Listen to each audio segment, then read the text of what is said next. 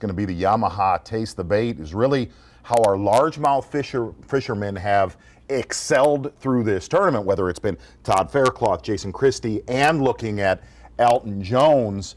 And as you say, Davy Hite, there's a few big-time keys to this combined with weather. It really is.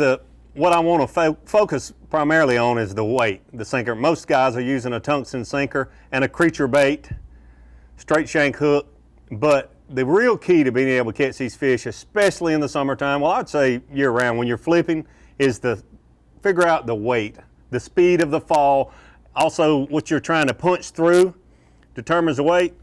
What Jason Christie is fishing, those reeds and some mats, to be fishing an 1.5 ounce sinker, it probably isn't necessary to get the bait where it needs to get to, but I think the speed of the fall can be very, very important in the summertime. That faster fall makes those fish react. We have a lot of folks at home that are hardcore tournament fishermen that know this, but if you're not, why do you go with a straight shank hook on that for somebody that's just learning flipping? Well, several reasons.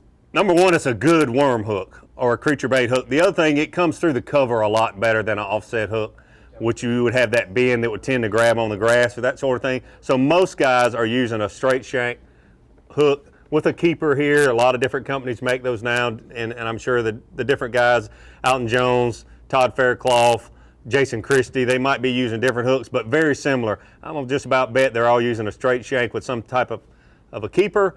They're using a creature bait. We've seen different ones. I think Jason Christie is using that young bait that he helped design, and Todd Faircloth using a Strike King. Is a rage bug? Rodent. Right. Okay. Same thing right there. What we have here. But like I said, it appears that Todd Faircloth is using a little smaller sinker. When I say smaller, an ounce versus an 1.5 ounces. It's real important to figure out the speed of fall that makes these fish react, because when they get under these mats and get in this cover, they're basically reacting to something that falls right in front of them. Sometimes they want it a little slower, sometimes faster. Same principles when Kevin Van Dam talks about a reaction bite with a crankbait or spinnerbait or jerkbait. It's a reaction bite with a notoriously small bait. 100%. I want to talk to you about something right now. We got a little bit I got a couple texts from a friend, Rob Newell, fantastic journalist in the sport.